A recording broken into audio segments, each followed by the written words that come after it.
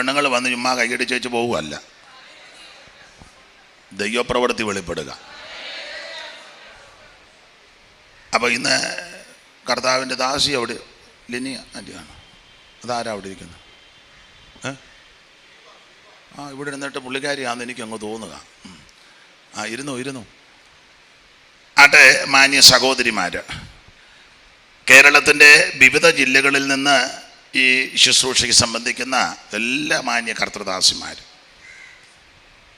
അമ്മാമ്മയും വന്നതിന് വളരെ സന്തോഷം. ഞാൻ ഇടയ്ക്കൊന്ന് കേട്ടപ്പം കൊണ്ടു കൊടുത്തതിൻ്റെ ലിസ്റ്റെല്ലാം പറഞ്ഞു, ചക്കയുടെ കാര്യം പറഞ്ഞില്ല.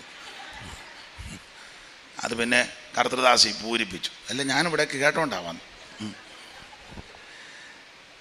ഈ ദിവസങ്ങളിൽ ഞാൻ നല്ല തിരക്കും ബന്ധപ്പാടുമായി, ശരിക്ക് ഉറങ്ങിയിട്ട് കുറച്ച് ദിവസമായി.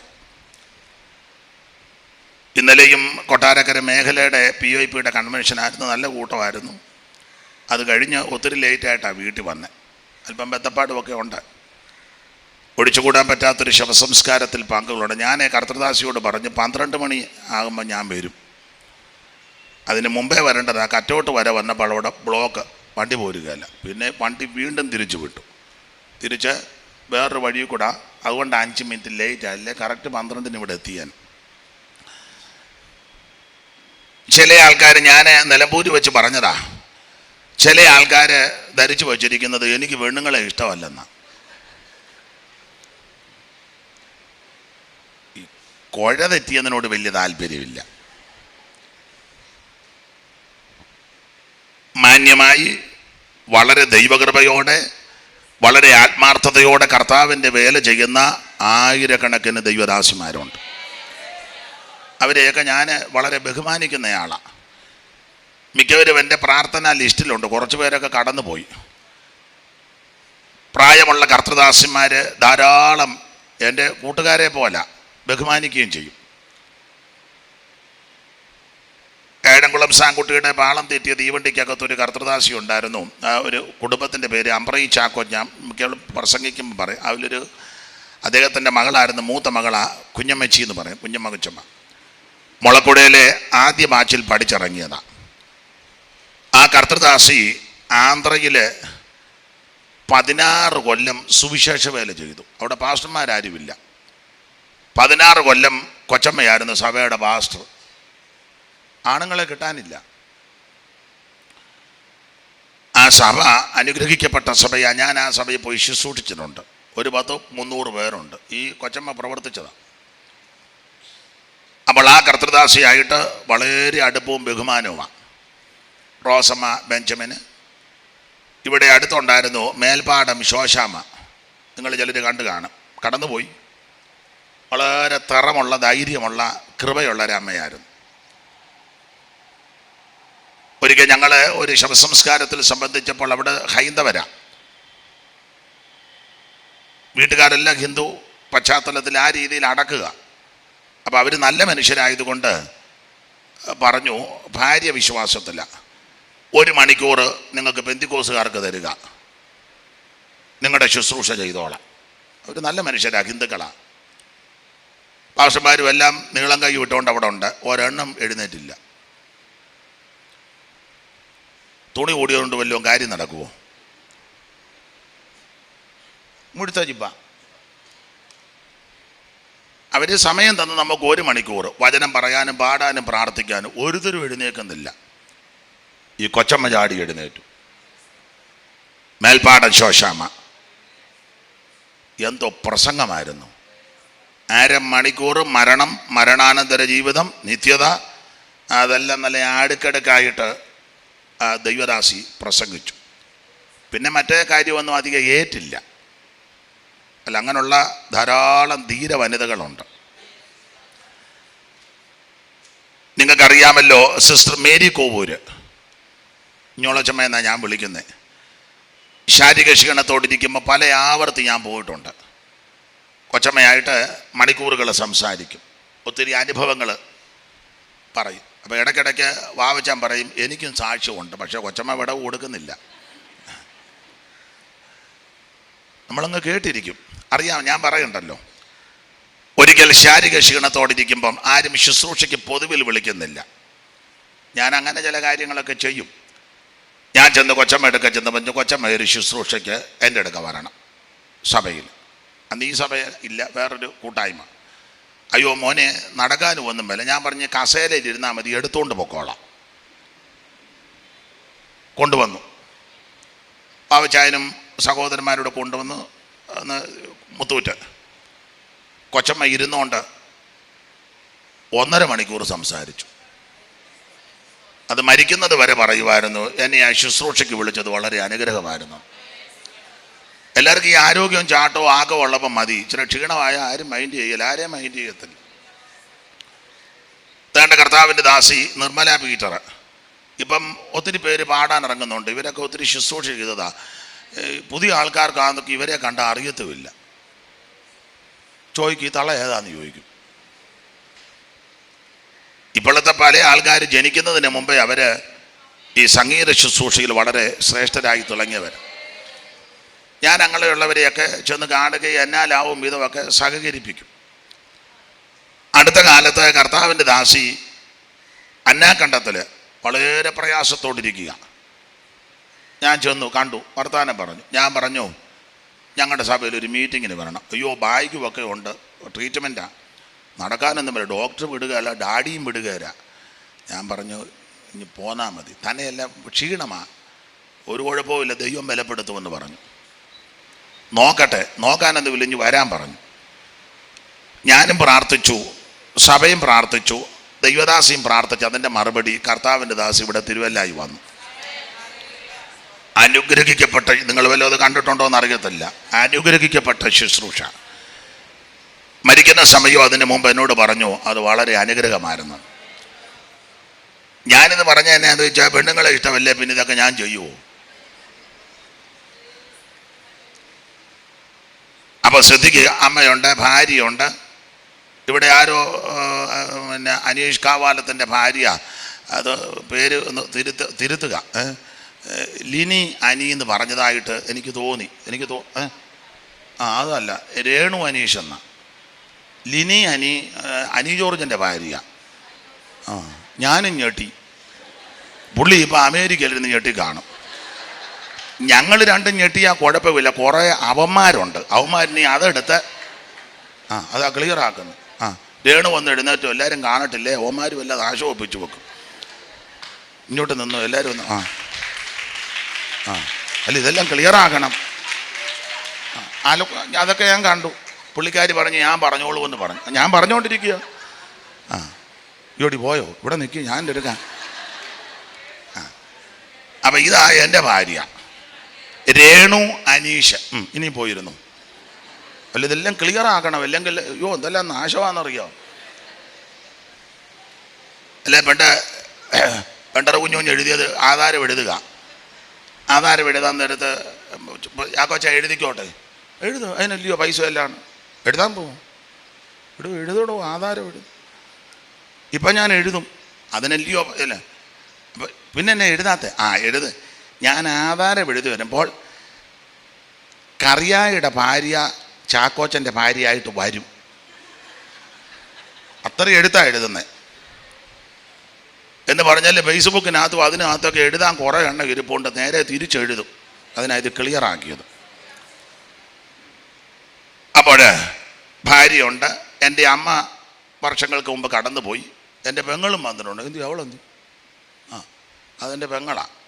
അവളെ പുനലൂർ, ഇതെല്ലാം ഒന്ന് അറിഞ്ഞിരിക്കുന്നത് നല്ലതല്ലേ. അവളെ എം എസ് ഡബ്ല്യു കഴിഞ്ഞ് ജോലിയുണ്ട്. ഹസ്ബൻഡ് സൗദിയിലാണ്, പുനലൂരാണ് വിവാഹം ചെയ്തത്. ഇനി ഞങ്ങളുടെ സഭയിലെ മാന്യ സഹോദരിമാരുണ്ട്, ഒന്ന് എഴുന്നേറ്റ് വന്ന് എന്തിയോ നിലമാമയുണ്ട്. അവർ എണപ്പറാക്കളെ പോലെ. ഇനിയിപ്പം നാളെ കഴിഞ്ഞ് പുള്ളിക്കാരി അമേരിക്ക പോകാൻ, അന്നേരം എന്നാ ചെയ്യും? അന്നേരം പിന്നെ ഇവിടെ വരണം. ഇരുന്നു. ഇപ്പം ലീലാമ്മ നാളെ കഴിഞ്ഞ് അമേരിക്കയ്ക്ക് ഇങ്ങ് പോവുക. കർത്താവിൻ്റെ ദാസി ഇരുന്നു. മാന്യ സഹോദരിമാർ, ഞങ്ങളുടെ ദൈവദാസന്മാരുമുണ്ട്. ബഹുമാനപ്പെട്ട പി കുര്യൻ അവർകള്, തമ്പിക്കുട്ടി പാസ്റ്റർ, വേറെ ആരാ പാസ്റ്റർമാർ വല്ലവരും ഒന്ന് സഹോദരന്മാർ വന്ന് എഴുന്നേറ്റോ എല്ലാവരും. ബഹുമാനപ്പെട്ട പി കുര്യൻ അവർകള്, തോമസ് കുട്ടി പാസ്റ്റർ, സഹോദരന്മാർ. ഇന്ന് ഇച്ചിരി ബത്തപ്പാടും തിരക്കും ഉള്ളത് കൊണ്ടാണ് പലരും വരാഞ്ഞത്. എന്നാൽ ഇത്രയും പേര് നിങ്ങളും വന്നല്ലോ. ആദരണീയ കർത്തൃദാസന്മാരെയൊക്കെ ഓർത്ത് ദൈവത്തെ സ്തുതിക്കുന്നു. ഞാൻ ദീർഘമാക്കുന്നില്ല. നല്ല അനുഗ്രഹിക്കപ്പെട്ട സാക്ഷ്യങ്ങളും മെസ്സേജും ഒക്കെയാണ് കേട്ടുകൊണ്ടിരുന്നത്. തന്നെയല്ല നല്ല ചൂടുണ്ട്. ഞാൻ അവിടെ ആയിരുന്നെങ്കിൽ AC ഉണ്ടായിരുന്നു. അതപ്പം വലിയ ചൂടടിക്കാതിരിക്കാമെന്നൊക്കെ ആഗ്രഹിച്ച, എന്നാലും ഇനിയും ഒത്തിരി ദീർഘമാക്കിയാൽ ബുദ്ധിമുട്ട് വരും. അപ്പം അതുകൊണ്ട് 1 മണിക്കല്ലയോ നിർത്തുന്നേ? മതി, അത് മതി. അപ്പോഴേ ഞാനെപ്പോഴും പറയും, പുരുഷന്മാരെ കൊണ്ട് അല്ലെങ്കിൽ സഹോദരന്മാരെ കൊണ്ട് നടക്കാത്ത പല കാര്യവും ദൈവ സഹോദരിമാരെ കൊണ്ടാണ് ചെയ്യിപ്പിക്കും. ഞങ്ങൾക്കില്ലാത്ത ഒത്തിരി വിശേഷത ദൈവം നിങ്ങൾക്ക് തന്നിട്ടുണ്ട്. സ്തോത്രം. ഇസമാമ്മയെ ഓർത്ത് ദൈവത്തെ സ്തുതിക്കുന്നു.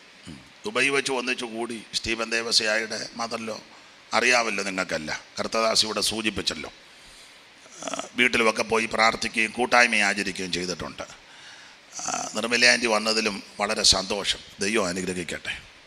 എല്ലാ ബഹുമാന്യരെ ഓർത്ത് ദൈവത്തെ സ്തുതിക്കും. ഇനിയും തിരുവല്ലയിലെ യോഗം ഒക്കെ ഇവിടെ ഞങ്ങളുടെ ഒക്കെ വെച്ചാൽ മതി. ദൂത്തിനോട് പറഞ്ഞ പോലെ ഈ വയൽ വിട്ട് ഇനിയും വേറെ അങ്ങോട്ടും ഇനിയും പോകണ്ട. ദൈവത്തിന് മകത്ത് ഈ ഏരിയയിൽ വെക്കുമ്പോൾ ഇവിടെ മതി. ഇവിടുത്തെ സഹോദരിമാർക്കൊക്കെ ഒരു സന്തോഷമാകട്ടെ.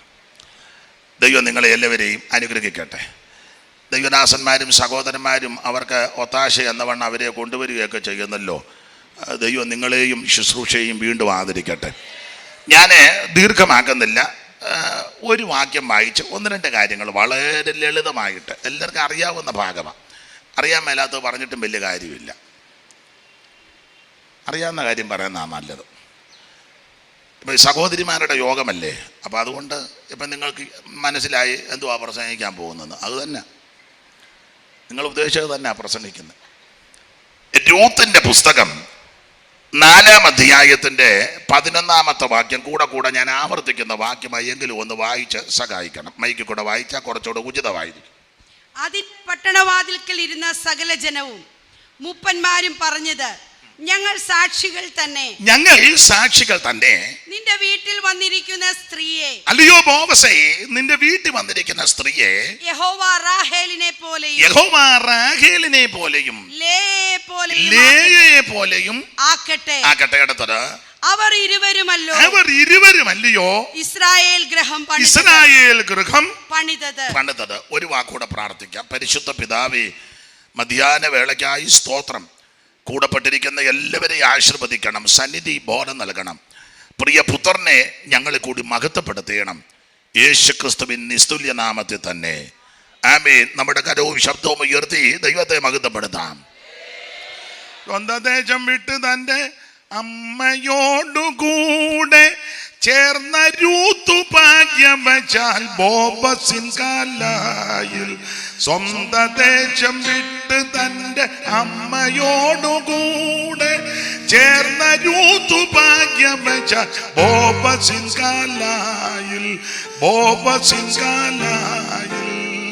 നെടുവിൻ മാനവരെ ബോബസിൻ കാലായിൽ തൻ വയലിൽ വേല ചെയ്യും തൻ ജനത്തിൻ കൂടെ വന്നിടുവിൻ മാനവരെ ബോബസിൻ കാലായിൽ തൻ വയലിൽ വേല ചെയ്യും തൻ ജനത്തിൻ കൂടെ. സ്വന്ത ദേശം വിട്ട് തൻ്റെ അമ്മയോടുകൂടെ ചേർന്ന രൂത്തു ഭാഗ്യവശാൽ ബോബസിൻ കാലായിൽ. എല്ലാം അങ്ങ് ലോപിക്കുക. വായിച്ച തിരുവെടുത്ത് രൂത്തിന്റെ പുസ്തകം 4 അധ്യായമാണ്. അതിൽ 11-ാമത്തെ തിരുവെടുത്താണ് അല്പസമയത്തെ ചിന്തയ്ക്ക് അടിസ്ഥാനമായിട്ട് വായിച്ചത്. ഒരിക്കൽ കൂടി വായിക്കാം. അതിന് പട്ടണവാതിൽക്കൽ ഇരുന്ന സകല ജനവും മൂപ്പന്മാരും പറഞ്ഞത്, വായിച്ചോ, ഇത് വേറെ കേസാണ്. ഞങ്ങൾ സാക്ഷികൾ തന്നെ നിന്റെ വീട്ടിൽ വന്നിരിക്കുന്ന സ്ത്രീയെ യഹോവ റാഹേലിനെ പോലെയും ലേയെ പോലെയും ആക്കട്ടെ. അവർ ഇരുവരുമല്ലോ ഇസ്രായേൽ ഗൃഹം പണിതത്. ഞാൻ വേറൊരു ഭാഗം പ്രസംഗിക്കണമെന്ന് ഇന്നലെയൊക്കെ ചിന്തിച്ചതാ. എന്നാൽ ഇന്ന് ഇത്രയോ സമയവും പോയി. ഒരു വിഷയമെടുത്ത് പിന്നെ അത് വിശദീകരിച്ച് പോയാൽ ഒത്തിരി സമയം പോകും. ഞാനങ്ങ് പറയുകയും ചെയ്യും. അത് പലർക്കും ബുദ്ധിമുട്ടുണ്ടാക്കും. അപ്പം അതുകൊണ്ട് ഇവിടെ വന്നിരുന്നപ്പോൾ ഈ ഭാഗം സംസാരിക്കാനൊരു പ്രേരണ. അപ്പം പെട്ടെന്ന് ഞാൻ ഒന്ന് രണ്ട് കാര്യം നോട്ട് ചെയ്തിട്ടുണ്ട്. ഇവിടെ വന്നിരുന്ന നോട്ട് ചെയ്തു. കാരണം വേറൊരു വിഷയം പ്രസംഗിക്കാനായി ഇരുന്നത്. ഞാനും അല്പം താമസിച്ചു. ഇന്ന് സമയവും മുൻപോട്ട് പോകുന്നല്ലോ. ഒരു ചെറിയ ചിന്ത. ഈ വേദപുസ്തകം പഠിച്ചാൽ എല്ലാവർക്കും അറിയാം നന്നായിട്ട്. ഇതെല്ലാം കർത്താവിൻ്റെ ദാസന്മാരുടെ സഹധർമ്മിണിമാരാ കൂടുതലും. പാസ്റ്റർമാരുടെ ഭാര്യമാർ തന്നെ ഒന്ന് എഴുന്നേറ്റ് വന്നേ. എത്ര എണ്ണം ഉണ്ടെന്ന് കാണാം. അവർക്ക് തന്നെ നിശ്ചയമില്ല ഇത് ഏതാന്ന്. നിങ്ങളൊന്ന് എഴുന്നേറ്റ് നിൽക്കുക. പാസ്റ്റർമാരുടെ ഭാര്യമാർ 2, 4, 6, 8, 10, 23 പേരുണ്ടിരുന്നു. ഇവിടെയും ഉണ്ട്. 23 ഇരുന്നു. കുമളിയിൽ നിന്ന് വന്നല്ലോ. എന്തിയാ ദേവരാജൻ ഭാഷ. അവിടെ 2 ദിവസത്തെ യോഗമാണ്. അപ്പൊ ശ്രദ്ധിക്കുക, ഇവരെല്ലാം കർത്താവിൻ്റെ വേലയിൽ ശോഭിക്കുന്നവരാ. അപ്പൊ എഴുന്നേൽപ്പിച്ച് നിർത്താത്തവർ ഓർക്കുന്ന ഞങ്ങളെ എന്നാണ്, നിങ്ങൾ അതിലും നന്നായിട്ട് ശോഭിക്കുന്നുണ്ട്.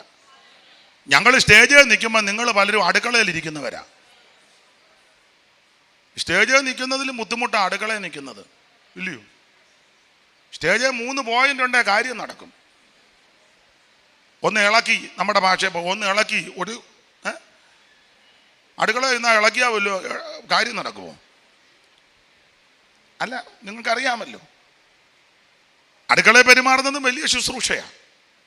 അതെ, ഇവിടെ ഇരിക്കുന്ന എല്ലാവരും ദൈവ ശുശ്രൂഷ ഏൽപ്പിച്ചിട്ടുണ്ട്.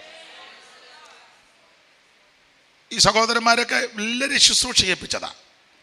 ശുശ്രൂഷയില്ലാത്ത ആരും ഇവിടെ വന്നിട്ടില്ല. ഒന്നല്ലെങ്കിൽ മറ്റൊരു ശുശ്രൂഷ എല്ലാവരും ദൈവം ഏൽപ്പിച്ചിരിക്കുക. അപ്പൊ അതുകൊണ്ട് നിങ്ങൾക്ക് വേദപുസ്തകമൊക്കെ നന്നായിട്ട് അറിയാം. നിങ്ങൾക്കറിയാം ഈ 66 പുസ്തകത്തിൽ സ്ത്രീകളുടെ പേരിനാൽ അറിയപ്പെട്ടിരിക്കുന്ന 2 പുസ്തകമാണ്. അറിയാമല്ലോ, രൂത്തും എസ്തേറും. ഒരു താരതമ്യ പഠനം നടത്തിയാൽ ഒരാള് ജാതീയ സ്ത്രീയും ഒരാള് യഹൂദ സ്ത്രീയാ. എൻ്റെ ഭാഷയാ, ഒന്ന് ഒറിജിനലും ഒന്ന് ഡ്യൂപ്ലിക്കേറ്റും. സഹോദരിമാരാണെങ്കിലും പറയാതിരിക്കാനൊക്കത്തില്ല. അല്ല, അങ്ങനെ ആരെങ്കിലും ഉണ്ടേ ഇന്നൊന്ന് ക്രമീകരിക്കണം.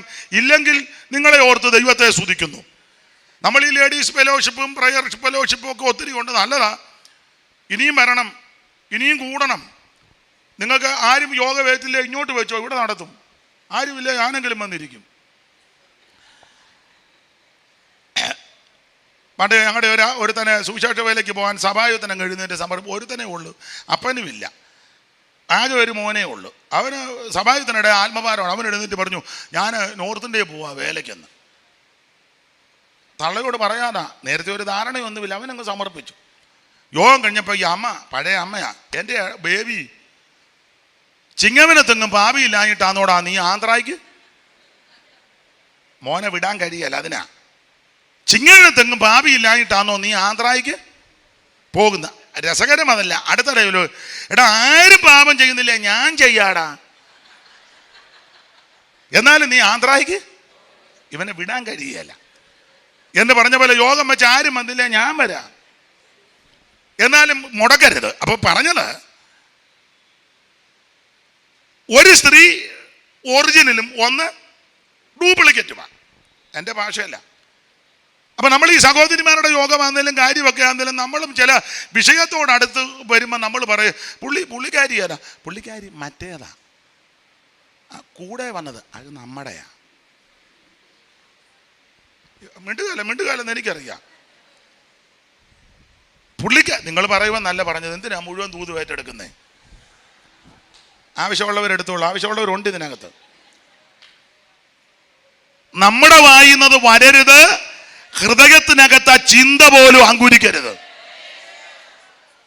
ഇത് ഒരു സ്ത്രീയാ, യഹൂദ സ്ത്രീയും ഒന്ന് മോവാബ്യ സ്ത്രീയാ. മോവാബ് 1:4 വായിച്ചേ. രൂത്ത്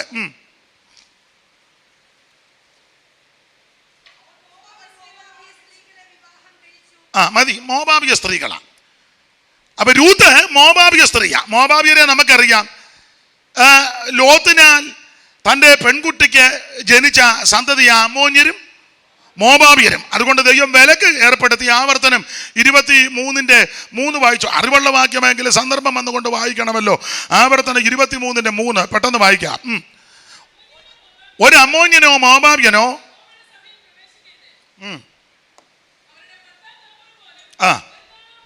ഒരു അമ്മോന്യനോ മോവാബ്യനോ യഹോവയുടെ സഭയിൽ പ്രവേശിക്കരുത്. അവന്റെ 10ാം തലമുറ പോലും ഒരു നാളും യഹോവയുടെ സഭയിൽ പ്രവേശിക്കരുത്. അപ്പൊ 10 തലമുറ വിലക്കിട്ടിരിക്കുക. അപ്പോൾ വിലക്കുള്ള, അകത്ത് നിർത്തിയിരിക്കുന്ന, അടുപ്പിക്കാത്ത, അംഗീകരിക്കാത്ത ഒരു പശ്ചാത്തലത്തിൽ നിന്ന് രൂത്ത് വന്നത്. ബഹുമാന്യ സഹോദരിമാരോട്, സ്റ്റേജിലിരിക്കുന്നവരോട്, സദസ്സിരിക്കുന്നവരോട്, നിങ്ങളെ ചിലപ്പം ചിലർ അടുപ്പിച്ചെന്ന് വരികയില്ല, ഉൾക്കൊണ്ടെന്ന് വരികയില്ല, നിങ്ങളെ മാനിച്ചൊന്നും വരത്തില്ല, നിങ്ങളെ ബഹുമാനിച്ചൊന്നും വരത്തില്ല. പക്ഷേ മുട്ടയിലിരുന്ന് പ്രാർത്ഥിച്ചാൽ സമയം വരുമ്പോൾ നിന്നെ ഉയർത്തുന്ന ഒരു ദൈവമുണ്ട്. ദൈവം വിശ്വസ്തനാ. അവിടെ കിടന്ന് ചള്ളും പള്ളും ഒന്നും പറയരുത്. എനിക്ക് അവളെ അറിയാം, അവിടെ ചരിത്രമൊന്നും എന്നെ കൊണ്ട് പറയിപ്പിക്കരുത്, ഞാൻ ഇടഞ്ഞ വളരെ അങ്ങനൊന്നും പറയരുത്. മുട്ടയിലിരുന്ന് പ്രാർത്ഥിക്കണം. പ്രാർത്ഥിക്കുമ്പോൾ സമയമാകുമ്പോൾ ദൈവം നിങ്ങളെ ഉയർത്തും. അപ്പൊ ഒരു സ്ത്രീ ജാതിക പശ്ചാത്തലത്തിൽപ്പെട്ടതാ രൂത്ത്. എന്നാൽ എസ്തേറിനെ നമുക്കറിയാം, അവള് യഹൂദ പശ്ചാത്തലത്തിൽപ്പെട്ടതാ. എസ്തേറിന്റെ കുടുംബ പശ്ചാത്തലമൊക്കെ അറിയാമല്ലോ, ഞാൻ വിവരിക്കുന്നില്ല. ദൈവത്തിന് മഹത്വം. യഹൂദ പശ്ചാത്തലം. 2, ഒരു സ്ത്രീ യഹൂദനെ വിവാഹം കഴിച്ചു, മറ്റേ യഹൂദ സ്ത്രീയെ ജാതിക രാജാവിനെ വിവാഹം കഴിച്ചു. വ്യത്യാസം. മാത്രമല്ല സ്ത്രീകളുടെ പേരിനാലായി പുസ്തകം അറിയപ്പെടുന്നത്. ഈ രൂത്തിന്റെ ഒരു വിശേഷത, യേശു ക്രിസ്തുവിന്റെ വംശാവലി പട്ടികയിൽ ഈ സ്ത്രീ സ്ഥാനം പിടിച്ചു. അവിടെ പ്രധാനമായിട്ട് ആ വംശാവലിയിൽ 4 സ്ത്രീകളെയാ പറയുന്നത്. അറിയാമല്ലോ, ഇതെല്ലാം അരച്ച് കലക്കി കുടിച്ചിരിക്കുക. പിന്നെ ഇപ്പം ഞാൻ പറയുന്നത് ഒക്കുന്നുണ്ടോന്നാ നിങ്ങൾ, ഇതൊക്കെ ഞങ്ങൾ കൈകാര്യം ചെയ്ത് കുഴഞ്ഞ കേസാണ്. ഏതാ ഈ വിഷയം? അപ്പം 4 സ്ത്രീകൾ. പക്ഷേ ഈ 4 സ്ത്രീകളുണ്ടെങ്കിലും 4 സ്ത്രീകൾക്ക് ഇല്ലാത്ത ഒരു വിശേഷത രൂത്തിനുണ്ട്. ആ മത്തായി സുവിശേഷം 1-ാം അധ്യായത്തിന്റെ 1 മുതൽ വായിച്ച 4 സ്ത്രീകൾ. അബ്രഹാമിന്റെ പുത്രനായ ദാവീദിന്റെ പുത്രനാകുന്ന യേശുക്രിസ്തുവിന്റെ വംശാവലി. അബ്രഹാം ഇസഹാക്കിനെ ജനിപ്പിച്ചു, ഇസഹാക്ക് യാക്കോബിനെ ജനിപ്പിച്ചു, യാക്കോബ് യഹൂദയെയും അവന്റെ സഹോദരന്മാരെയും ജനിപ്പിച്ചു. യഹൂദ വായിച്ചേ, യഹൂദ മൈക്ക് കൂടെ വായിക്കുന്നതായിരിക്കും, ഒന്ന് വായിപ്പിച്ചോട്ടെ. ആദ്യത്തെ സ്ത്രീ താമാർ അറിയാവല്ലോ ചരിത്രം. താമാർ. പിന്നെ പാരസ് ഹെസ്രോനെ ജനിപ്പിച്ചു, ഹെസ്രോൻ ആരാമിനെ ജനിപ്പിച്ചു, ആരാം അമീദാബിനെ ജനിപ്പിച്ചു, അമീനാദാബ് നഗശോനെ ജനിപ്പിച്ചു, നഗശോൻ ചൽമോനെ ജനിപ്പിച്ചു, ചൽമോൻ ബോബസിനെ ജനിപ്പിച്ചു, ബോബസ് ഓബേദിനെ ജനിപ്പിച്ചു, ഓബേദ് ഇശായിയെ ജനിപ്പിച്ചു, ഇശായി ദാവീദ് രാജാവിനെ ജനിപ്പിച്ചു, ദാവീദ് ഊരിയാവിന്റെ ഭാര്യയായിരുന്നവളിൽ ശലോമോനെ ജനിപ്പിച്ചു. പേര് പറഞ്ഞിട്ടില്ല, ഊരിയാവിന്റെ ഭാര്യയായിരുന്നവള്. അതിന് കാരണമുണ്ട്. സ്തോത്രം. കാരണമുണ്ട്, പേര് പറയാഞ്ഞ്. അപ്പൊ ഈ ഭാഗത്ത് 4 സ്ത്രീകളാ. താമാർ, രാഗാബ്, രൂത്ത്, പേര് പറഞ്ഞില്ലെങ്കിലും ബത്ശേബ. 4 സ്ത്രീകൾ. ഈ 4 സ്ത്രീകൾക്ക് ഇല്ലാത്ത ഒരു വിശേഷത രൂത്തിനുണ്ട്. നിങ്ങൾക്കറിയാം, ഒന്ന് പറഞ്ഞു.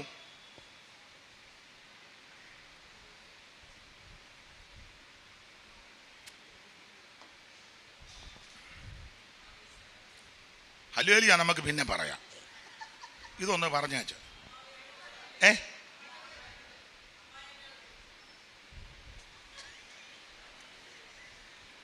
താമാർ, രാഗാബ്, രൂത്ത്, ബത്ശേബ, പേര് പറഞ്ഞില്ലെങ്കിലും ഈ 4 സ്ത്രീകളിൽ ഒരു വിശേഷത രൂത്തിനുണ്ട്. ഒന്നല്ല എങ്കിലും പ്രധാനമായിട്ട് വേറെ പുസ്തകത്തിൽ അല്ലെങ്കിൽ ഈ സ്ത്രീകളുടെ കൂട്ടത്തിൽ രൂത്തിനെ പറ്റി മാത്രമേ ഒരു പരാമർശമുള്ളൂ. ഉത്തമ സ്ത്രീ. ഉത്തമ സ്ത്രീ. സാലിമോനായുടെ മാസിക അല്ല.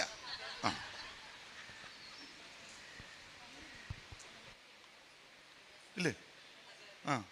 മത്സമ്മയുടെ പാട്ടുമല്ല. അറിയാമല്ലോ. ഇത് ഈ പുസ്തകത്തിൽ പരാമർശിച്ച രൂത്തിന്റെ കാര്യമാണ്. ഉത്തമ സ്ത്രീ 2 പ്രാവശ്യം പറയുന്നുണ്ട്. ഉത്തമ സ്ത്രീ. ഇത് സഹോദരിമാരുടെ യോഗമായതുകൊണ്ട് 1-2 ചിന്തകൾ ലളിതമായിട്ട് എന്നിട്ട് വായിച്ച വാക്യത്തിലുള്ള ഈ രൂത്തിന്റെ വിശേഷത ചെറിയ പാഠമാണ്. 1, ഇവള് അവഗണിക്കപ്പെട്ടൊരു സ്ത്രീയാണ്. ലോകപരമായിട്ട് മോവാബ്യരാ. 10 തലമുറ പോലും ഇതിനകത്ത് കയറാൻ അർഹതയില്ല. സ്തോത്രം. 1 എല്ലാം ഞാൻ വിശദീകരിക്കുന്നില്ല. പക്ഷേ ഈ സ്ത്രീയുടെ വിശേഷത, ഇവൾ ആദ്യം ഒരു തീരുമാനമെടുത്തു. അതോ ഏറ്റവും ശ്രേഷ്ഠം. ആദ്യം ഒരു തീരുമാനം. അമ്മായിയമ്മയോട് പല കാര്യം പറഞ്ഞ കൂട്ടത്തിൽ ഇവൾ എടുത്തൊരു കാര്യം പറഞ്ഞു. നിന്റെ ദൈവം. അതാ രക്ഷപ്പെട്ടെ. എന്നെ കേൾക്കുന്ന മാന്യ സഹോദരിമാരെ, നിങ്ങളെ കുടുംബത്തിൽ നിന്ന് അവഗണിച്ചെന്ന് വരാം. ചാർച്ചക്കാർ നിങ്ങളെ മൈൻഡ് ചെയ്തില്ലെന്ന് വരാം. ചില സഭയിൽ ചെന്നാലും ചിലരെ മൈൻഡ് ചെയ്യത്തില്ല. വില കൂടിയ വായിക്കും ലിപ്റ്റിക്കും ഒക്കെ ഇട്ട് പുരിയോ ഒക്കെ വടിച്ച് മുടിയല്ല ഇങ്ങനെ കെട്ടി ടെമ്പോയി കച്ചു വെക്കുന്നത് പോലെ വരവെക്കും. അമ്മാമ്മ വരുന്ന കാറിൻ്റെ നിറവും പണവും ബാഗിൻ്റെ പിടിപ്പും അമ്മാമ്മയുടെ കയ്യിലിരിക്കുന്ന മൊബൈൽ അങ്ങനെയൊക്കെയാണ് അമ്മാമ്മേനെ ഇങ്ങനെ കൈവെള്ളയെ കൊണ്ട് നടക്കാൻ. എല്ലാവരും എന്നെ ഇങ്ങനെ സൂക്ഷിച്ച് നോക്കുന്നത്. എല്ലാവരും ഇഷ്ടം പോലെ. ഇതൊന്നുമില്ല. അങ്ങനെയുള്ള അമ്മാമ്മമാർ എൻ്റെ വങ്ങായിക്ക് പിടിക്കരുത്. തനിക്കെന്നാടോ എനിക്ക് കാറ് കിട്ടിയപ്പോൾ ഇത്ര ആളൊക്കെ വന്ന്. അല്ല, അങ്ങനെയുള്ളവരെ കൊണ്ട് നടക്കാൻ ധാരാളം ആൾക്കാർ കാണും. എൻ്റെ ഭാഷയാ, പിണങ്ങരുത്. കാറും മൊബൈലും വില കൂടിയ ബാഗും ചപ്പലും ഒന്നും ഇല്ലെങ്കിൽ അങ്ങനെയുള്ളവരെ ചിലപ്പോൾ എല്ലാവരും മൈൻഡ് ചെയ്യത്തില്ല. എല്ലാവരും ചിലപ്പോൾ കരുതി കണ്ടു വരികയില്ല. പക്ഷേ അവരെ ഉയർത്തുന്ന ഒരു ദൈവമുണ്ട്. ആ ഉയർച്ച കിട്ടണമെങ്കിൽ ഇന്ന് പകൽ എല്ലാവരും ഒരു തീരുമാനമെടുക്കണം. അവൻ നിന്റെ ദൈവം, എൻ്റെ ദൈവം.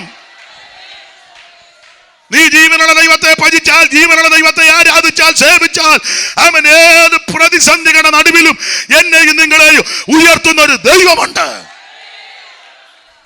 അമ്മായിയമ്മയോട് രൂത്ത് പറഞ്ഞ് എനിക്കിതൊന്നും വിഷയമല്ല, ഞാൻ മോവാബ്, അതൊന്നും എനിക്ക് വിഷയമല്ല. ഞാൻ ആർപ്പട്ടണം കീർപ്പട്ടണം ഒക്കെ ഉണ്ട് മോവാബിൽ, ഞങ്ങൾ അവിടെ, അതൊന്നും എനിക്ക് വിഷയമല്ല.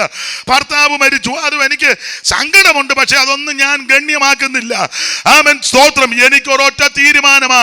ആമൻ, ഞാൻ ഈ വീട്ടിൽ വന്ന കാലം മുതൽ രൂത്ത് നവോമിയോട് പറയുക, അമ്മച്ചി എന്നെ കെട്ടിക്കൊണ്ട് ഈ വീട്ടിൽ വന്ന കാലം മുതൽ എൻ്റെ ഭാഷയാ, അമ്മച്ചി പാടുകയും പ്രാർത്ഥിക്കുകയും ഒക്കെ ചെയ്യുന്ന ഞാൻ കേട്ടിട്ടുണ്ട്.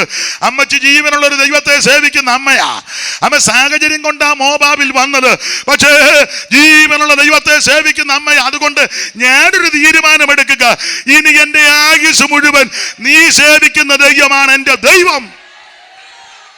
അതാ രക്ഷപ്പെടാൻ കാര്യം. എന്റെ മാന്യ സഹോദരിമാരെ, ദൈവത്തെ വിട്ടേച്ച് എതിലേ പോയാലും രക്ഷപ്പെടുകയല്ല. പക്ഷെ ആരും നിന്നെ ഗണ്യമാക്കുന്നില്ലെങ്കിൽ ദൈവം നിന്റെ കൂടെ ഉണ്ടെങ്കിൽ, ദൈവം നിന്റെ കൂടെ ഉണ്ടെങ്കിൽ നിന്റെ വഴികളെ ദൈവം തുറന്നു തരും. ദൈവം തുറന്നാൽ ആരും അടക്കത്തില്ല, ദൈവം അടച്ചാൽ ആരും തുറക്കത്തില്ല. ആരും അടക്കാതെ വണ്ണം തുറക്കുകയും ആരും തുറക്കാതെ വണ്ണം അടക്കുകയും ദാവീദിന്റെ താക്കോ തോളിലുള്ള യേശുവിന്റെ നാമത്തിൽ. നമ്മുടെ ദൈവത്തെ പോലെ വലിയ ദൈവം ആരുള്ളൂ? ഈ ദൈവം എന്നേക്കും നമ്മുടെ ദൈവം. അവൻ നമ്മെ ജീവപര്യന്തം വഴി നടത്തും. നാൾതോറും നമ്മുടെ ഭാരങ്ങൾ ചുമക്കുന്ന ദൈവം. ഈ ദൈവം നിന്നെ സൗഖ്യമാക്കും. ഈ ദൈവം നിന്നെ ദരിദ്രനെ കുപ്പയിൽ നിന്ന് ഉയർത്തി പ്രഭുക്കന്മാരുടെ കൂടെ, തന്റെ ജനത്തിന്റെ പ്രഭുക്കന്മാരുടെ കൂടെ ഇരുത്തുന്ന ദൈവം. ജീവനുള്ള ദൈവം, ഏകദൈവം, സത്യദൈവം, നിത്യദൈവം, സാക്ഷാൽ ദൈവം, ജീവനുള്ള ദൈവം.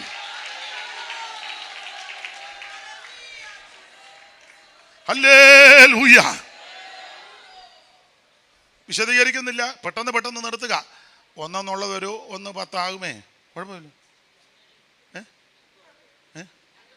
പിന്നെ പോസ്റ്റ്മാൻ പറഞ്ഞ പോലെ എനിക്കാന്നു. എന്നാലും അവരൊക്കെ അവിടെ നിന്ന് തന്നെ ഇങ്ങനെ സൂക്ഷിച്ച് നോക്കുന്നു. അതൊക്കെ ഉണ്ട്. അപ്പൊ ശ്രദ്ധിക്കുക, ഒന്ന്, ഇവള് മോവാബിയ സ്ത്രീ അവഗണിക്കപ്പെട്ടവളാ. പക്ഷെ ഇവർക്ക് ഒരു കാര്യം തീരുമാനിച്ചു, എൻ്റെ അവഗണനയെല്ലാം മാറണമെങ്കിൽ ദൈവത്തെ സേവിക്കണം. അമ്മായിയമ്മയോട് പറഞ്ഞു, നിന്റെ ദൈവം എൻ്റെ ദൈവം. വിശദീകരിക്കുന്നില്ല, ചരിത്രമൊക്കെ പറഞ്ഞാ പ്രസംഗിക്കേണ്ടത്, മുതിരുന്നില്ല. രണ്ട്, ഇവര് രണ്ടുപേരും കൂടെ സൂക്ഷം വന്നത് ബേത്ലഹേമില. അതാ രക്ഷപ്പെട്ടെ. വരേണ്ടിയ സ്ഥലത്താ വന്നത്. സ്തോത്രം, സ്തോത്രം. 1-ാം അധ്യായത്തിന്റെ 22-ാമത്തെ വാക്യത്തിന്റെ ഒടുവിൽ എഴുതിയിട്ടുണ്ട്. 22-ാം വാക്യം മൊത്തം വായിച്ചോ, വാക്യമല്ലേ, അപ്പൊ പിന്നെ വായിക്കുന്നോണ്ട് കുഴപ്പമൊന്നും വരികയല്ല.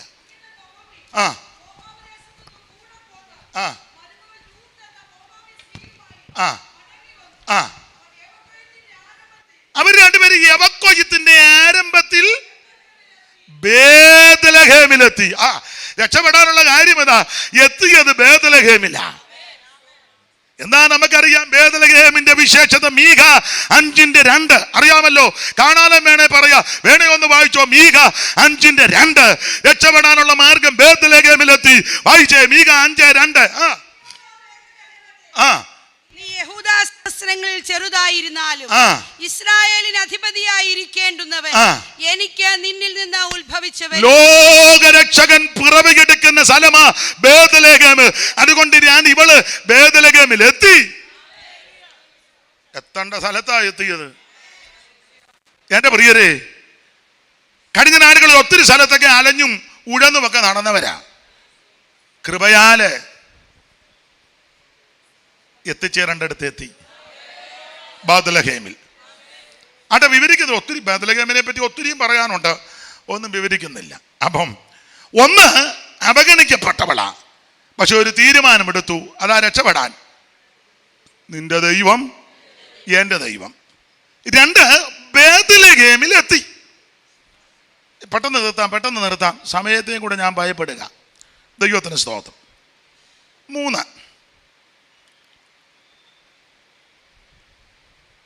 ഇനി 4-ാമത്തത്. 1, അവഗണിക്കപ്പെട്ടവള്.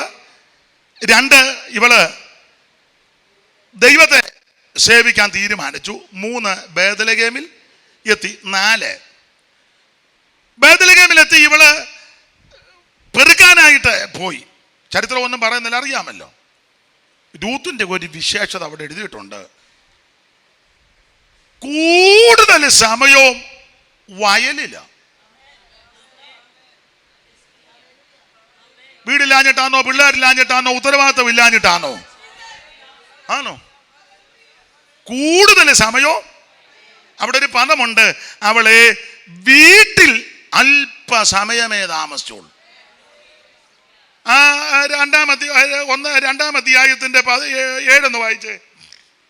ഞാൻ കൊയ്ത്തുകാരുടെ പിന്നാലെ കറ്റകളുടെ ഇടയിൽ പെറുക്കിക്കൊള്ളട്ടെ എന്ന് അവൾ ചോദിച്ചു. അങ്ങനെ അവൾ കാലത്ത് വന്ന് ഇതുവരെ പെറുക്കിക്കൊണ്ടിരിക്കുന്നു. അടുത്ത പദം, വീട്ടിൽ അല്പനേരമേ താമസിച്ചുള്ളൂ എന്ന് പറഞ്ഞാൽ അർത്ഥം, ഭൗതികമായ വിഷയങ്ങൾക്ക് ഒത്തിരി സമയമൊന്നും കളയുന്നില്ല. വയലില്ല. ചിലതിനൊക്കെ ഒരുങ്ങാൻ എത്ര നേരമാണെന്നറിയാമോ? നേരത്തും കാലത്തും വല്ല ഒരുങ്ങി വരുമോ? എത്ര എണ്ണം ബ്യൂട്ടി പാർലർ വരെ പോകുന്നതുണ്ട്. ഉടുത്തിട്ട് വന്ന് ഒക്കുന്നു. തുണി കൊടുക്കാനൊക്കെ പെട്ടെന്ന് പഠിക്കണം. ഇങ്ങനെ നോക്കി അങ്ങനെ നോക്കി ഇങ്ങനെ നോക്കി പോരാ അച്ഛാ ഒന്ന് നോക്കി, പുള്ളി ഉടനെ ഒന്ന് നോക്ക്. ഒരു ചെറിയ ചുളുക്കം ഉണ്ടടി, വലിച്ചിട്ടെ ഉടനെ പുള്ളി. അത് കുറ്റമൊന്നുമല്ല, വലിച്ചിട്ട് കൊടുത്തോ. വീട്ടിൽ കുറച്ചു നേരമേ ഉള്ളൂ.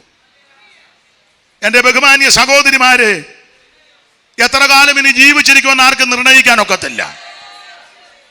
എത്ര കാലം ഉണ്ടെന്ന് ആർക്കും പറയാനൊക്കത്തില്ല.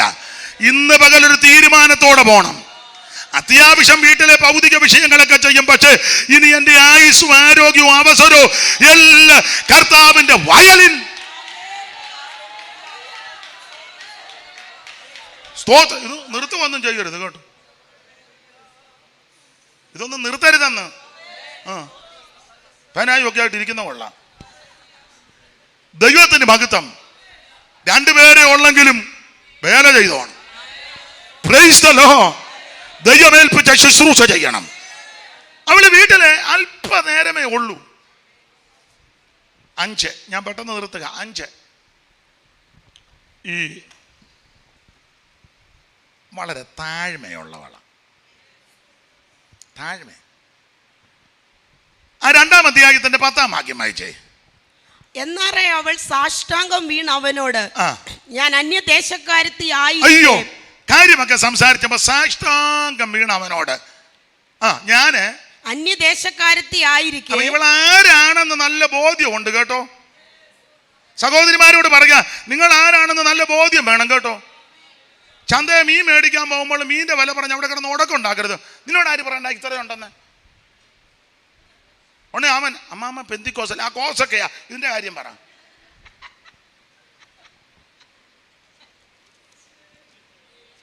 ബസ്സേ കയറുമ്പോഴേ സീറ്റ് കിട്ടാതെ വരുമ്പോൾ അവിടെ കിടന്ന് മുരടരുതെന്ന്.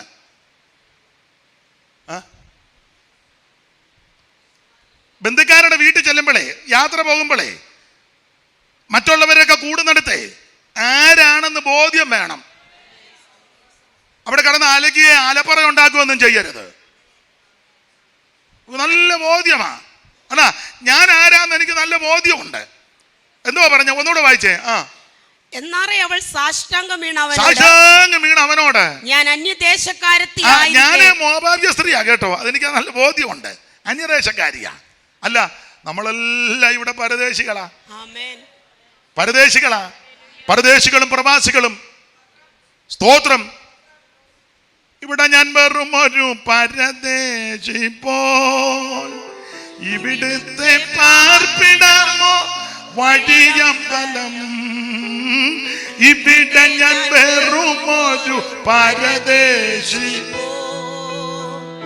ഇവിടുത്തെ പാർപ്പിടമോ വഴിയമ്പലം. കരമുയർത്തി ദൈവത്തെ സ്തുതിക്കേ.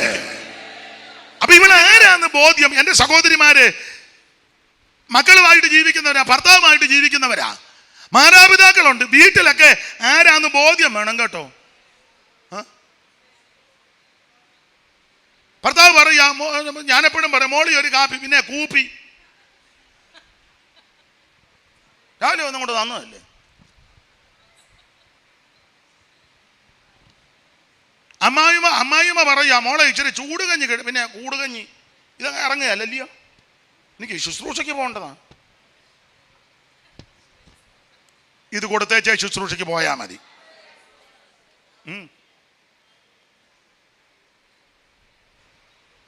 അവിടെ രൂത്തിന്റെ താഴ്മയാ. ഒന്നുകൂടെ വായിച്ചേ. ഞാനൊരു മോവാബ്യ സ്ത്രീ ആണോ പറഞ്ഞതിന്റെ അർത്ഥം? ഒന്നുകൂടെ വായിച്ചേ. ഞാൻ അന്യദേശക്കാരത്തി ആയിരിക്കെ നീ എന്നെ വിചാരിപ്പാൻ തക്കവണ്ണം നിനക്ക് എന്നോട് ദയ തോന്നിയത്. അയ്യോ, താഴ്മ കണ്ടോ. ഞാൻ ഇതിനൊന്നും യോഗ്യതയുള്ളവളല്ല, ഇതിനൊന്നും ഞാൻ അർഹതയുള്ളവളല്ല. പക്ഷേ എന്നെ ഇങ്ങനെ കൊണ്ടുവരാൻ കാര്യം ഞാനൊരു ദൈവത്തെ സേവിക്കുന്നത് കൊണ്ടാ.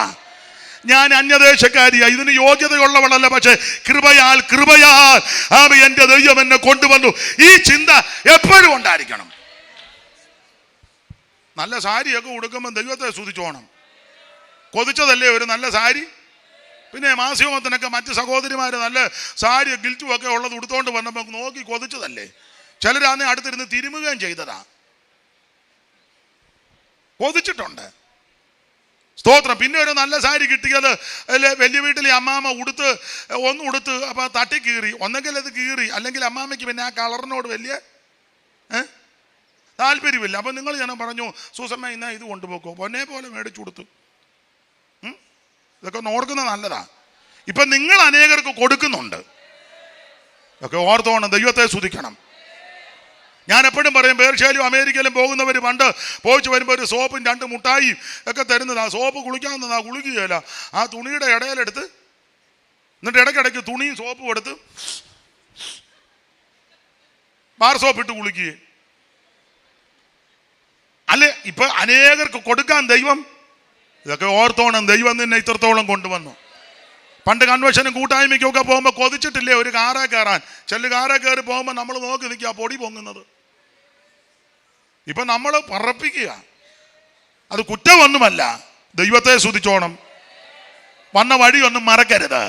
ഞങ്ങളുടെ താഴ്ചയ്ക്ക് നമ്മെ ഓർത്തവൻ അവൻ നല്ലവനല്ലോ, അവന്റെ ദയ എന്നേക്കുമുള്ളത്. 7 പോയിന്റാ. 6, 1 ഇവള് മോവാബിയ സ്ത്രീ. 2 ഇവള് ദൈവത്തെ സേവിച്ചു, നിന്റെ ദൈവം. 3 ഇവള് ബേത്ലേഹേമിലെത്തി, എത്തേണ്ട സ്ഥലത്ത് എത്തി. 4 വീട്ടിൽ അല്പനേരമേ താമസിച്ചുള്ളു. 5 താഴ്മയും വിനയവും. 6 അത് ഒരു നല്ല പോയിന്റാ, എല്ലാവർക്കും ഇഷ്ടപ്പെടുകയല്ല.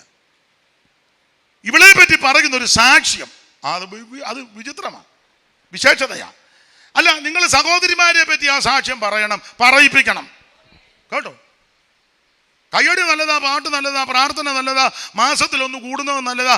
ആര് നിങ്ങളെ വിളിച്ചില്ലേ ഇങ്ങോട്ട് പോയി, ഇവിടെ അവസരം തരാം. ഇതുപോലെ ഇപ്രാവശ്യം ഇവിടെ, ഇനി അടുത്ത പ്രാവശ്യം അവിടെ ആയിരിക്കും. എല്ലാ മാസവും വെച്ചോ, ഒരു കുഴപ്പമില്ല, സന്തോഷം.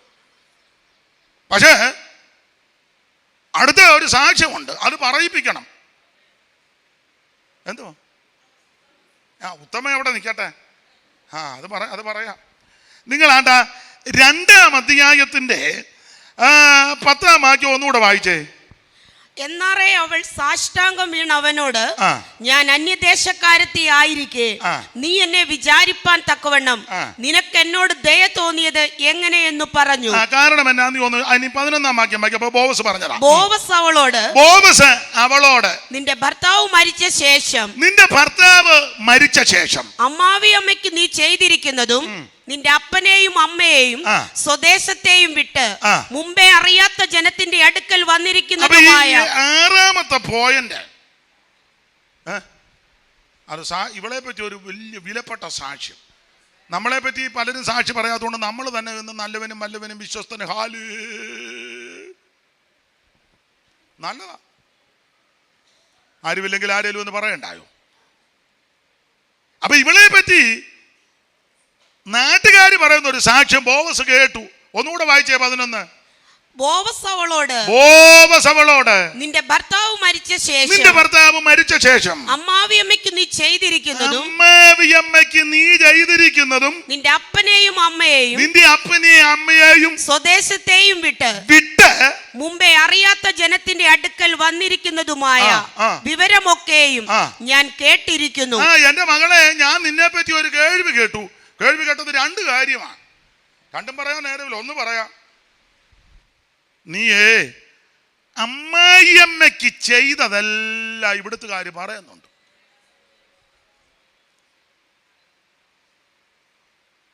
നമ്മളിൽ പല സഹോദരിമാരെ പറ്റി പറയും. ഇങ്ങനല്ല പറയുന്നത്, അമ്മായിയമ്മയ്ക്കിട്ട് ചെയ്തതാ. എന്നെ സൂക്ഷിച്ചു നോക്കുന്നേ. മലയാള ഭാഷയ്ക്ക് നല്ല അർത്ഥമുണ്ട് കേട്ടോ. അവിടെ എഴുതിയിരിക്കുന്നത് നീ അമ്മായിയമ്മയ്ക്ക് ചെയ്തതല്ല. ശ്രദ്ധിക്കണേ, ശ്രദ്ധിച്ചു വായിക്കണേ. ഒന്നുകൂടെ വായിച്ചേ ദൈവദാസി. നിന്റെ ഭർത്താവ് മരിച്ച ശേഷം പറഞ്ഞ പദം ഒന്ന് വായിച്ചേ. അമ്മാവിയമ്മയ്ക്ക് നീ ചെയ്തിരിക്കുന്നത്. വായിച്ച ആളിനോടും കൂടാ ചോദിക്കുന്നത്. നിങ്ങൾ ഇരിക്കുന്നവരോട് അമ്മായിയമ്മയ്ക്കിട്ട് ചെയ്തിട്ടുണ്ടോ അതോ അമ്മായിയമ്മയ്ക്ക് ചെയ്തിട്ടുണ്ടോ? എല്ലാവരും ഒന്നും മിണ്ടുന്നുമില്ല.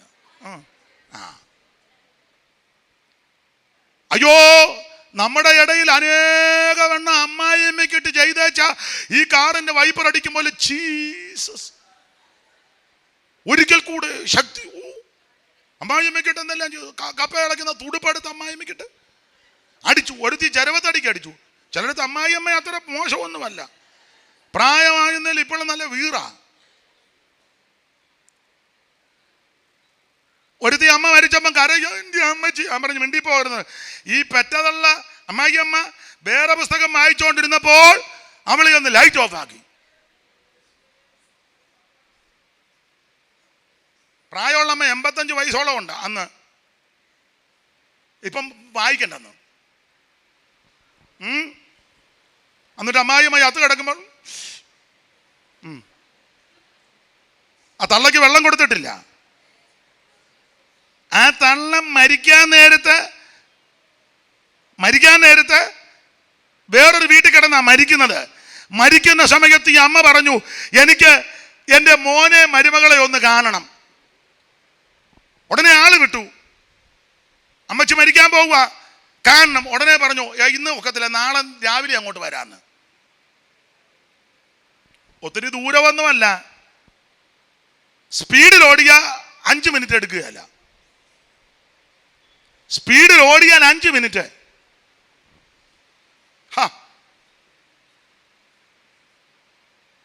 സഭയുടെ മെയിൻ ആളാ. എൻ്റെ ബഹുമാന്യ സഹോദരിമാരെ, നമ്മളെപ്പറ്റി ഇങ്ങനൊക്കെ സാക്ഷ്യം കേൾക്കണേ. അമ്മായിമ്മക്കിട്ട് ചെയ്തതല്ല. തെറ്റരുത് കേട്ടോ, എപ്പോഴും ഓർത്തിരുന്നോണം. നല്ല ഉത്തമ സ്ത്രീയാ. സ്തോത്രം. ഒരു കാര്യം കൂടെ പറഞ്ഞ ഭാഗം നിർത്തുക. 7, അവള് ബോവസിന്റെ കാൽ കീഴെ വന്ന് അഭയം പ്രാപിച്ചു. അർദ്ധരാത്രിയിൽ ഇവള് ബോവസ് കളത്തിൽ യവൻ തൂറ്റുക. അമ്മായിയമ്മ പറഞ്ഞു, നീ ഇന്ന് രാത്രി കുളിച്ച് തൈലമൊക്കെ പൂശി വസ്ത്രമൊക്കെ മാറി കളത്തിൽ ചെല്ലണം, ബോവസ് യവൻ തൂറ്റുന്നുണ്ട്. അവൾ അവിടെ ചെന്ന് ബോവസിന്റെ കാൽ കീഴ് കിടക്കുക. ഒരു ചിന്ത. അർദ്ധരാത്രിയിൽ ബോവസ് ഞെട്ടി, ഒരു സ്ത്രീ കിടക്കുന്നു. നീ ആരാ? രൂത്ത്. അവൻ ചോദിച്ചു, നീ ഇവിടെ വന്നത് ആരേലും അറിഞ്ഞോ? ഇല്ല. ഇതിനകത്തൊരു ആത്മീക പാഠം. അർദ്ധരാത്രിയുടെ നിശബ്ദതയിൽ അല്ലെങ്കിൽ ഏമാരംഭങ്ങളിൽ നല്ല ബോവസാകുന്ന യേശു ക്രിസ്തുവിന്റെ പാറപിടത്തിൽ അഭയം പ്രാപിക്കുന്നത് വേറെ ആരും അറിയണ്ട, ആരെ അറിയിക്കുകയും വേണ്ട. നിന്നെ അവൻ ആദരിക്കുന്ന ഒരു നല്ല ബോവസ് ഉണ്ട്. നല്ല ബോവസ് ഇന്ന് പകൽ നമ്മുടെ നടുവിൽ വന്നിട്ടുണ്ട്. ആ ബോവസിന്റെ പാറപീഠത്തിൽ ഇന്ന് രാത്രി അഭയം പ്രാപിച്ചാൽ അവൻ നിങ്ങളെ ഉയർത്തുന്ന ആദരിക്കുന്ന ഒരു നല്ല കർത്താവുണ്ട്. 7 കാര്യമാണ് ഞാൻ പറഞ്ഞത്. സ്തോത്രം. ആ സ്ത്രീയെ പറ്റി ഒടുവിൽ പട്ടണത്തിലെ മൂപ്പന്മാർ, ഈ 7 അനുഭവത്തിൽ കൂടി പോകുന്ന സഹോദരിമാരെ പറ്റി മൂപ്പന്മാർ പറയുക, അവര് 20 ഇസ്രായേൽ ഗൃഹം പണിതത് എന്നതുപോലെ ഈ സ്ത്രീ നിന്റെ ഗൃഹം പണിതെടുക്കും. അത് ദൈവം ചെയ്തു. ഒറ്റ വാക്ക് പറഞ്ഞ യേശുവിൻ്റെ വല്യമ്മച്ചി എന്നുള്ള പദവി ഈ രൂത്തിന് കിട്ടി. യേശു ക്രിസ്തുവിൻ്റെ വംശാവലി പട്ടികയിൽ ആമേൻ സ്ഥാനം പിടിച്ചു. മാത്രമാണോ ദാവീദിന്റെ വല്യമ്മച്ചി എന്നുള്ള പദവിയും കിട്ടി. മാത്രമാണോ 4 രാജകുടുംബത്തിലോട്ടാ കയറിയത്. രാജകുടുംബത്തിൽ. കാരണം ബോവസിൽ നിന്ന് ആമേൻ ഓബേദ് ഇന്ന് ഇശ്ശായി ഇന്ന് ദാവീദ് രാജഭരണത്തിലോട്ട്. ഈ വിധത്തിൽ ദൈവത്തെ സേവിക്കാൻ ഇറങ്ങി അവക്ക് കിട്ടിയ ബഹുമാനം 1 യേശുവിന്റെ വല്യമ്മച്ചിയായി, 2 ദാവീദിന്റെ വല്യമ്മച്ചിയായി, 3 ആമേൻ സ്തോത്രം ആമേൻ രാജ പദവിയിലേക്ക് ദൈവം ഇവളെ ഉയർത്തി, 4 യേശുവിന്റെ വംശാവലി പട്ടികയെ കയറി. എൻ്റെ ബഹുമാന്യ സഹോദരിമാരെ, ഈ വിധ അനുഭവങ്ങൾ നിങ്ങളുടെയും അല്ല നമ്മുടെയും ജീവിതത്തിൽ പകർത്തി മുൻപോട്ട് പോയാൽ ദൈവം കൂടെ ഇരിക്കും. ദൈവം നിങ്ങളെ ഉയർത്തും. അവഗണിക്കപ്പെട്ട സ്ഥാനത്ത് ദൈവം നിങ്ങളെ ആദരിക്കും. ആര് നിങ്ങളെ അവൻ മാനിച്ചില്ലെങ്കിലും നിങ്ങളെ ഉയർത്തുന്നൊരു ദൈവമുണ്ട്. കരമുയർത്തി ദൈവത്തെ സ്തുതിക്കാം. ദൈവം നിങ്ങളെ എല്ലാവരെയും അനുഗ്രഹിക്കട്ടെ. ഇതുവരെ എന്നെ കേട്ടിരുന്നല്ലോ, ഈ ചൂടുമൊക്കെ പിടിച്ച് കേട്ടിരുന്നല്ലോ. എല്ലാവർക്കും നന്ദി. ഒന്നുകൂടെ ഓർപ്പിക്കുക, ഇനിയും പത്തനംതിട്ട ഡിസ്ട്രിക്റ്റിൻ്റെ മീറ്റിംഗ് വരുമ്പം ഇവിടോട്ട് വെച്ചോ, ആരും ഇല്ലെങ്കിലേ.